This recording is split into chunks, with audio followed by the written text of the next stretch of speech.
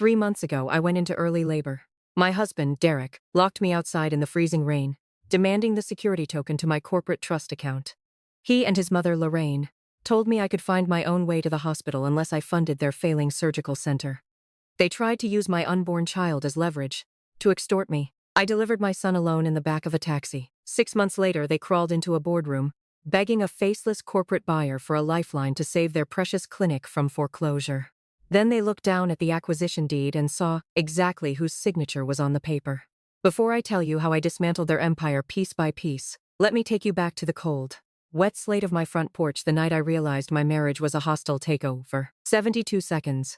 That was the exact interval between the crushing waves of pain radiating from my lower spine through my abdomen. I leaned my weight against the wet stucco pillar of the front porch. My breath formed brief, ragged clouds in the frigid January air. Southern California winters rarely brought storms this severe, but tonight, the rain fell in sheets. It washed over my soaked maternity dress and pulled inside my leather flats. 2 feet away, on the other side of the custom mahogany front door, stood my husband. Derek remained dry in his gray cashmere sweater. He did not look at my swollen arm. He did not look at my face, pale and strained under the amber glow of the porch light. His eyes were fixed entirely on my clenched right hand. "Just hand over the fob, Bridget," Derek said. His voice filtered through the 2-inch gap he had left open. It lacked the frantic pitch of an expectant father. Instead, it carried the flat, measured tone of a man negotiating a contract. "Give me the authenticator, and I will open the door. We will get the car. We will go to Cedars-Sinai. It is that simple." Behind him, Lorraine stood with her arms crossed. My mother-in-law wore her signature silk robe. Her posture was impeccable, unbothered by the draft of the storm or the reality that her daughter-in-law was 3 weeks early and in active labor. Lorraine held the clinical detachment of a bank manager reviewing a bad loan. "You are being stubborn," Lorraine said. Her voice was sharp enough to cut the heavy air. "The restructuring capital needs to clear tonight. We just need the security token to bypass the hold on your trust and achieve the structural optimization our accountants advised. You can authorize it now, or you can find your own way to the hospital." I felt another contraction building. It was a slow, tightening vice. As a senior executive specializing in healthcare real estate acquisitions, I spent my days dismantling failing assets and leveraging distressed debt. I understood leverage better than anyone. Right now, my in-laws were using my unborn child as collateral to extort a wire transfer. They needed my biometric token to access the 8-figure liquidity in my corporate accounts. Lorraine's boutique surgical center was drowning in undisclosed liabilities.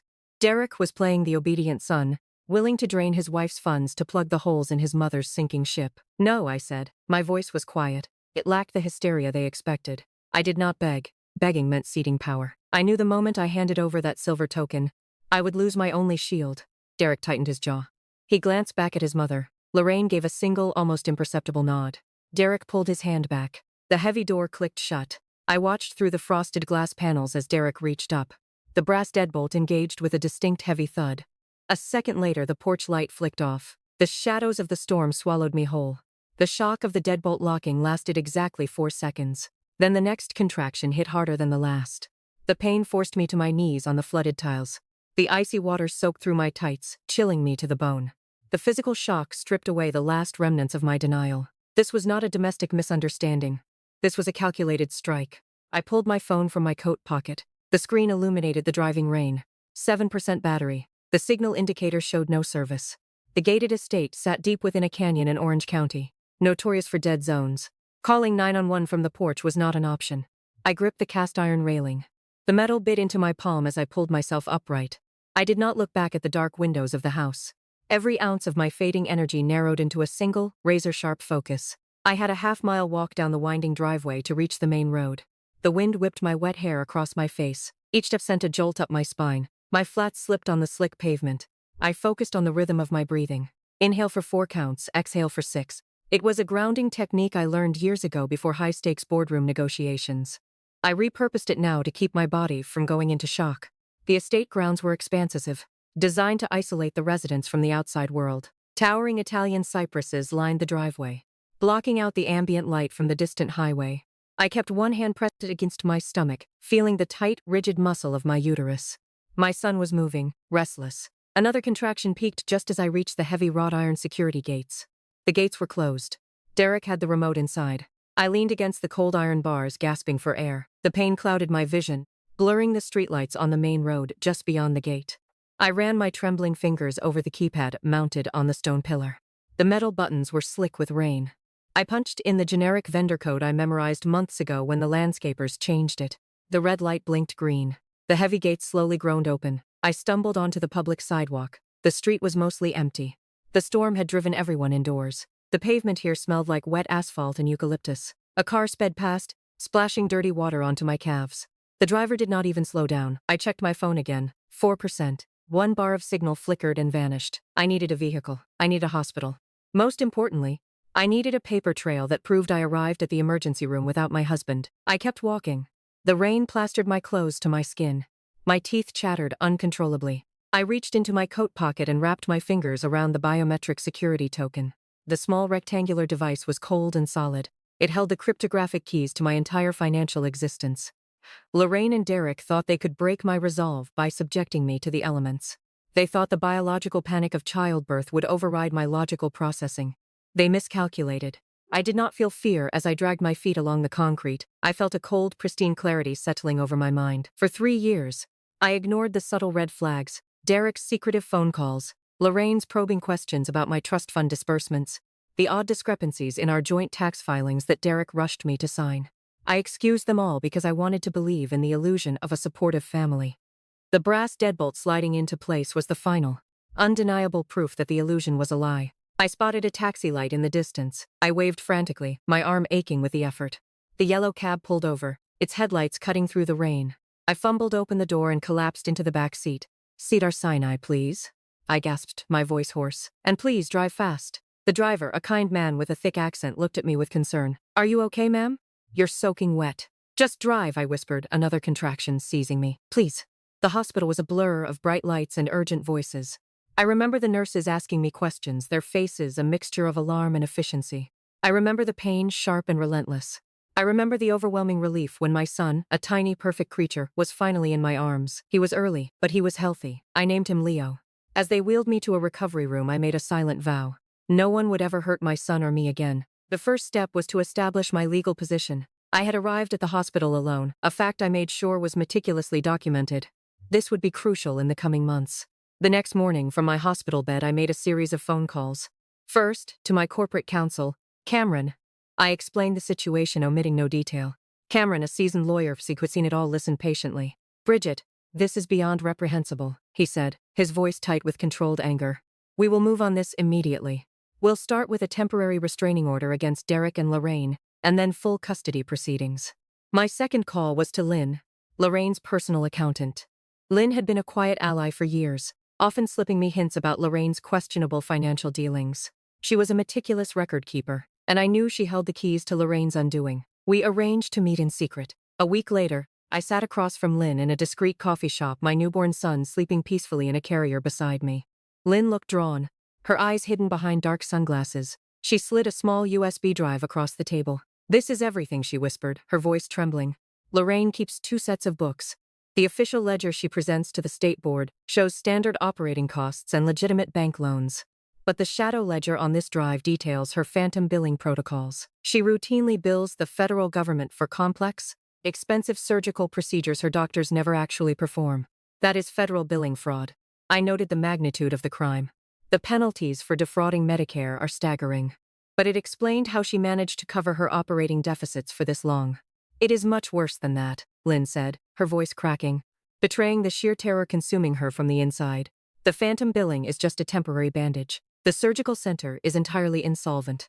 Lorraine took out exorbitant loans from unregulated private lenders to maintain her wealthy lifestyle and fund her charity galas. When the predatory interest payments outpaced the Medicare fraud revenue, she needed fresh collateral to secure more cash." I leaned forward, my pulse quickening.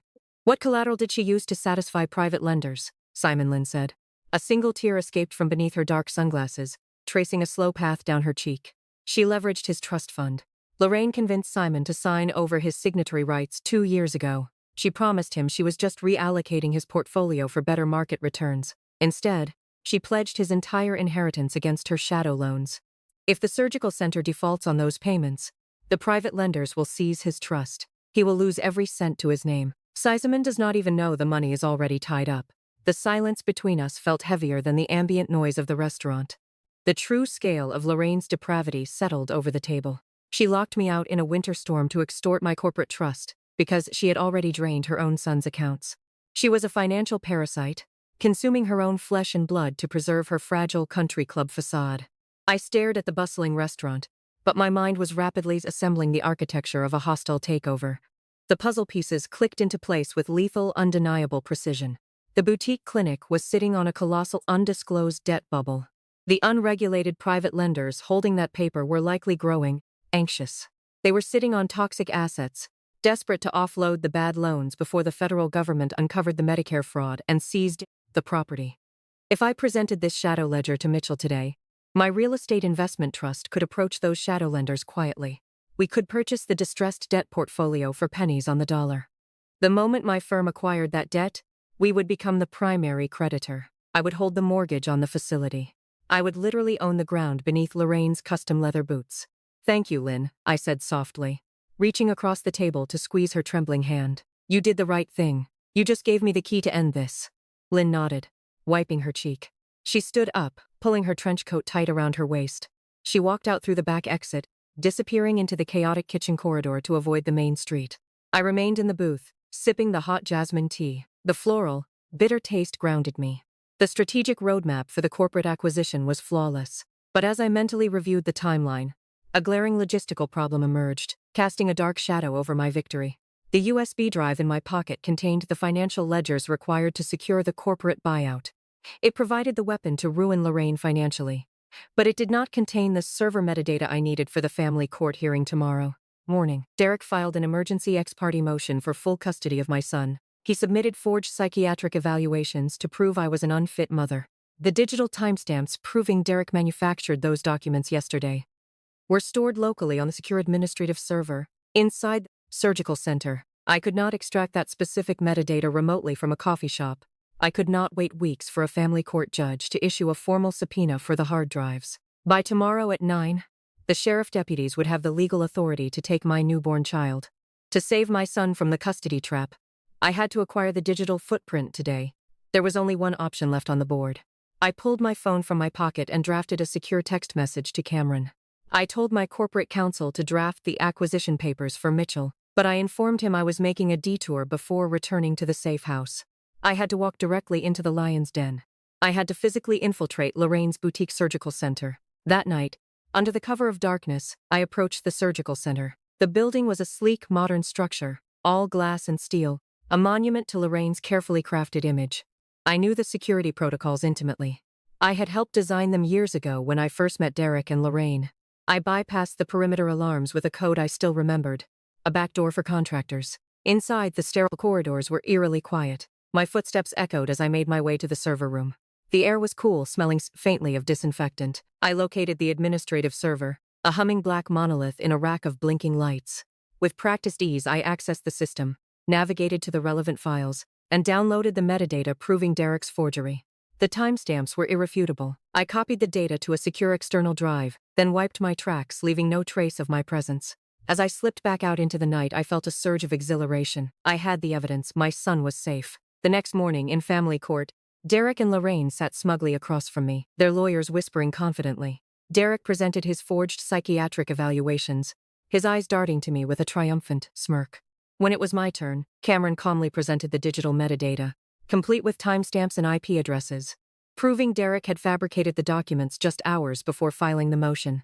The judge's expression hardened. Derek's face went pale.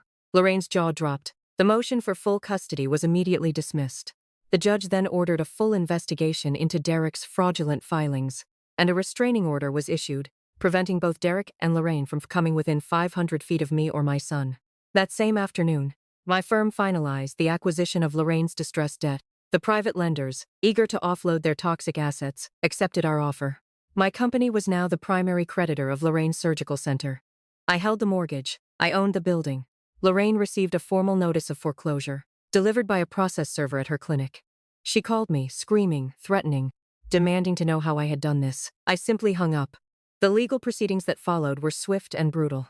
The shadow ledger Lynn provided detailed years of federal billing fraud. The evidence was overwhelming. The government seized Lorraine's assets, including the surgical center. The building, which I now technically owned through the acquired debt, was auctioned off to satisfy her massive liabilities. I made sure to be the anonymous buyer. Lorraine was indicted on multiple counts of Medicare fraud. She pleaded guilty to a lesser charge to avoid a lengthy prison sentence, but the civil penalties were staggering. Her once thriving surgical center was dismantled, its equipment and remaining assets auctioned off to satisfy the remaining civil judgments. The structural decay she hid for years finally consumed her.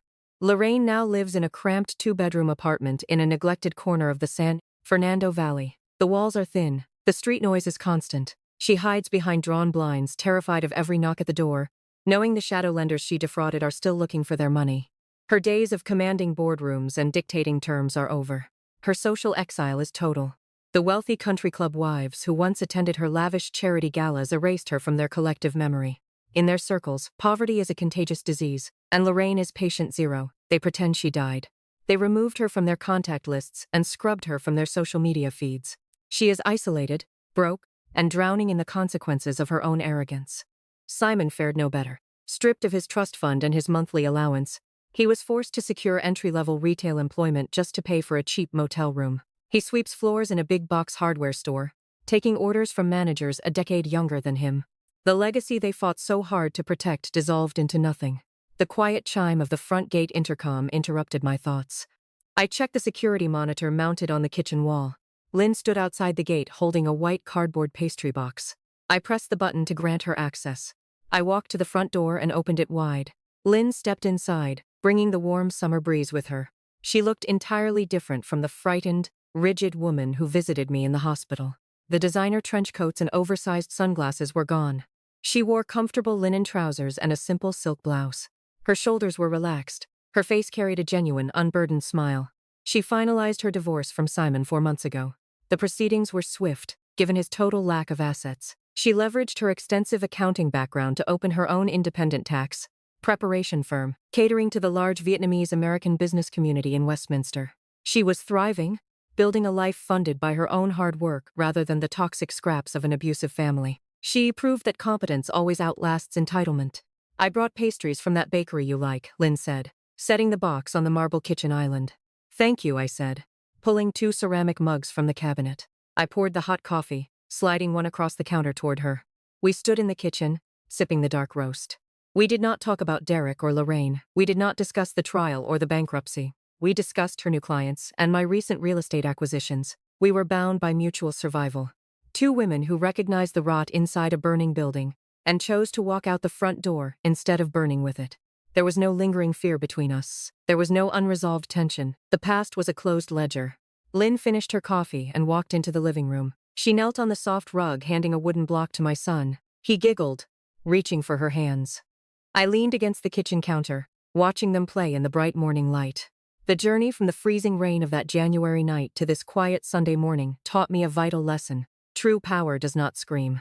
It does not throw tantrums in a hospital corridor or weave elaborate hysterical lies in a courtroom. It does not rely on emotional manipulation or physical intimidation. True power is cold, it is objective. It is indifferent to the tears of those who thought they were untouchable. I did not seek a loud, messy vengeance. I did not waste my breath trying to make my in-laws understand the depth of their cruelty. I realized that the most devastating retaliation is structural. It is a legally binding contract. It is a forensic audit. It is the quiet, indifferent execution of a hostile takeover. I built a fortress out of paper and ink, and I used it to crush the people who thought I was weak. I own my narrative, I own my finances, I own my family's future. The iron gate that once kept me out now serves a different purpose. It keeps the paradise exactly where they belong, far away from me. Thank you for spending your time with this story. If any part of it resonated with you, or if you've ever had to make a difficult decision to protect your peace, share your thoughts in the comments below. We'd love to hear your perspective. Don't forget to subscribe and become part of our growing community. Until next time, take care and I'll see you in the next story.